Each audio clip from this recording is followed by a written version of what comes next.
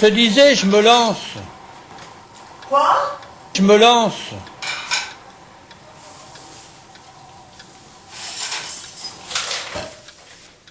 Australie. Ah non, pas encore. Ben, on tombe dessus, c'est le jeu, ma pauvre Lucette. Australie. Et c'est les jeux, ma pauvre Lucette. Qui c'est qui se rappelle de cette pub pour le loto? Dès qu'on a joué contre l'Australie, je pense à cette pub. Rien à voir. Hein. Bonjour à tous, c'est Frankie Food. J'espère que vous allez bien. On se retrouve pour le débrief de France-Australie. Premier match de l'équipe de France dans cette Coupe du Monde. Donc voilà, on s'impose 4-1. Donc évidemment que je suis content. On a vu qu'il y a eu des surprises quand même dans cette Coupe du Monde. Hein. L'Arabie Saoudite qui a tapé l'Argentine de Léo Messi. Donc tu vois, moi France-Australie, je n'étais pas là à dire on va gagner tranquillement, sereinement. Non, quand tu sais tous les absents qu'il y a à l'équipe de France. Donc bon, faut pas prendre les matchs à la légère. Si les équipes elles sont là, qu'elles se sont qualifiées pour cette Coupe du Monde, c'est qu'elles ont le niveau d'être dans cette Coupe du Monde. Tu comprends ce que je veux te dire. Donc la compo, côté équipe de France, donc c'était un 4-2-3-1 ou un 4-3-3 offensif. C'était un peu comme ça. Donc on avait Hugo Lloris dans les buts. Pavard, Konaté, Upamecano, Lucas Hernandez. Un milieu à deux, Tchouaméni, Rabiot. Griezmann en numéro 10. Dembélé à droite, Mbappé à gauche et Giroud en pointe. Donc voilà pour le 11 côté équipe de France. Je vous mets les stats du match aussi. Où donc on voit que la France mérite clairement sa victoire. Il n'y a aucun débat. 23 tirs à 4 pour l'équipe de France, 7 tirs à 1, 63 de possession à 37, 8 corners à 1. Donc voilà, dans les stats, la France mérite largement cette victoire. Mais franchement, ça commence mal. Hein. Ça commence mal. Début de match très compliqué, très très lent, très très mou. J'ai oulala, qu'est-ce qui se passe? Bon, c'est le premier match, nouvelle équipe. Comme je vous ai dit, il y a beaucoup d'absents. Donc il faut que les joueurs prennent aussi leur repère. Nouvelle charnière, Upamecano, Konaté. Bon, ils ont joué ensemble à Leipzig, mais en équipe de France, c'est différent. Donc voilà, il faut un temps peut-être d'adaptation à ces joueurs-là. Et on se prend le premier but à la 9e minute. Ce but de Godwin, si je dis bien son prénom, voilà, il ouvre le score. Et d'ailleurs, on perd Lucas Hernandez sur blessure sur cette action. Donc il y a un débordement côté Hernandez qui se fait prendre, il se blesse, centre dans la surface, il est tout seul, Godwin, et il bat Hugo Lloris, ça fait 1-0. Donc tu perds 1-0 à la 9e minute, tu perds Lucas Hernandez, donc la poisse continue. Côté équipe de France, les blessés, j'ai dit allez c'est parti, c'est pas possible. J'ai dit c'est pas possible, même là, encore les blessés. Voilà. Mais bon, on parvient à égaliser rapidement ce but d'Adrien Rabiot. Donc c'est Théo Hernandez qui remplace Lucas, son frère. Très très bonne entrée d'ailleurs de Théo Hernandez. On égalise rapidement à la 27e minute ce but d'Adrien Rabiot qui a fait un très gros match d'ailleurs au passage aussi. On égalise rapidement avec donc Adrien Rabiot. On revient vite, heureusement qu'on revient vite dans ce match parce que bon, ça peut tourner vite au vinaigre, tu as compris. Et voilà, donc ça fait 2-1 à la mi-temps pour l'équipe de France. Les 20 premières minutes, on va dire qu'on galère un petit peu, mais ensuite on se remet un petit peu dans le bain. Mais il y avait quand même un manque de rythme, je trouve. Voilà. Mais bon, à la mi-temps, ça fait 2-1. Et ensuite, on a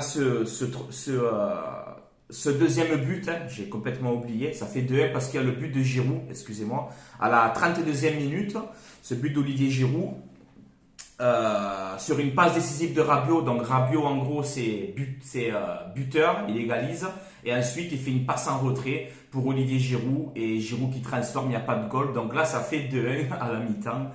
Donc voilà, Giroud qui marque, je suis content aussi pour lui parce que bon, il a quand même la pression, hein, c'est lui qui va être titulaire à l'attaque de l'équipe de France, donc voilà, il va falloir qu'il plante. Et ce soir, il a montré que peut-être qu'on peut compter sur lui sur cette Coupe du Monde, hein, voilà. Donc comme je vous disais, ça fait 2-1 à la mi-temps pour l'équipe de France, donc bon, je me dis ça va le faire, on va mettre une petite troisième, on va se sécuriser parce qu'à 2-1, tu sais que rien.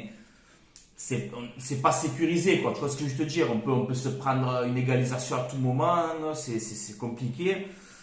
Mais voilà, on met ce troisième but par Kylian Mbappé à la 68e minute. But magnifique, franchement, ce centre de Dembélé, magnifique centre de Dembélé qui a fait aussi un bon match. J'ai bien aimé Ousmane Dembélé. Il est dangereux sur son côté droit, ça va très très vite. Et voilà, tu as ce but de Mbappé, centre de Dembélé, Mbappé qui te met une tête. Le défenseur de l'Australie, je crois qu'il a dit Margoton, là, 2m04 ou je sais pas quoi. Mbappé, il a réussi à lui passer devant de la tête, poteau rentrant, magnifique. But de Mbappé, il n'y a rien à dire, les gars. Et ça fait 3-1. Et ensuite, pour terminer ce petit festival, eh ben, tu as le doublé d'Olivier Giroud. Voilà, donc ça fait 4-1 pour l'équipe de France. Je suis très content. Bon, l'OM ça me manque, hein, rien à voir, hein, l'OM ça me manque, mais voilà, moi je vais suivre l'équipe de France, hein, donc j'ai envie que la France gagne cette Coupe du Monde, j'ai envie que la France ait une troisième étoile.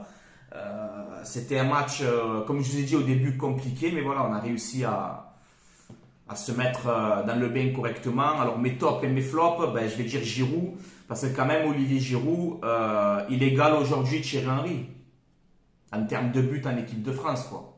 C'est incroyable, 51 buts en équipe de France, Olivier Giroud, les gars. Alors qu'on n'aime pas ce joueur, en équipe de France, il fait le travail.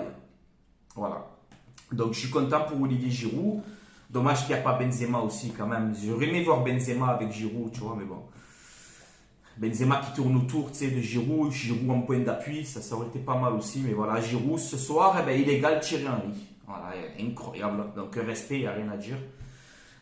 Théo Hernandez que j'ai bien aimé, Tchouamini, gros abattage au milieu de terrain aussi. Rabiot, ben voilà, un but, une passe décisive, donc il n'y a rien à dire, il a fait son match. Pavard un peu moyen. La défense, au début j'avais un petit peu peur, après pendant le match ils ont monté en puissance. Alors plus Konaté, je pense. J'ai préféré un peu plus Konaté que Upamecano. Mais voilà, par contre cet axe là, Upamecano, Konaté, quand les équipes, peut-être si on passe le tour là, si on va en huitième de finale quoi, contre des équipes un peu plus fortes, ça me fait un petit peu peur, voilà, honnêtement. Bon, mais Dembélé, beau match, Mbappé qui a mis un beau but, mais voilà, il aurait pu faire quand même un petit peu mieux, il a eu beaucoup de déchets. Alors après c'est normal, c'est un joueur qui provoque, donc c'est normal qu'il a ses déchets techniques, hein. Ça arrive. Mais voilà, dans l'ensemble, il a fait quand même son match aussi. Griezmann, franchement, j'ai aimé Griezmann dans son rôle de numéro 10 comme ça, un peu partout sur le terrain. Très bon match de Griezmann. Moi, franchement, j'ai aimé. Voilà, après, Hugo Lloris, bon, ben, à part ce but, il a quasiment rien eu à faire, hein, à part cette tête, un moment où ils mettent les Australiens sur le poteau. Mais voilà. Donc, je suis évidemment content. Je vous mets le classement. Donc, la France premier, la Tunisie deuxième, le Danemark troisième et l'Australie quatrième. Ce qui est bien pour nous, c'est que la Tunisie et le Danemark, ils ont fait match nul. Donc c'est très bien, tu as 3 points. Et Danemark-Tunisie, 1 point. Sachant que ton prochain match, c'est France-Danemark samedi à 17h. Donc tu gagnes le Danemark, tu es qualifié. Voilà. Donc il va falloir jouer à fond. Attention, le Danemark, on les a affrontés il n'y a pas longtemps. Un match amical, là, on s'est fait détruire. Voilà. Donc attention France-Danemark, ça va être compliqué, il va falloir ça va être plus costaud que l'Australie, quoi, je pense. Même si contre la Tunisie, le Danemark n'a pas été exceptionnel. Je ne les ai pas trouvés exceptionnels du tout. J'ai trouvé vraiment plus fort la Tunisie contre le Danemark. Mais bon, après, ça reste un autre match. Donc voilà les amis, donc voilà pour ce petit débrief. Hein, voilà, dites-moi si ça vous plaît un peu les débriefs de l'équipe de France. Moi, je vais les suivre. Hein, voilà, j'ai envie que l'équipe de France gagne la Coupe du Monde, j'ai envie qu'on ait cette troisième étoile. Alors ça va être compliqué, il y a des absents, etc. Mais bon, on a quand même une belle équipe sur le papier malgré tous ces absents-là.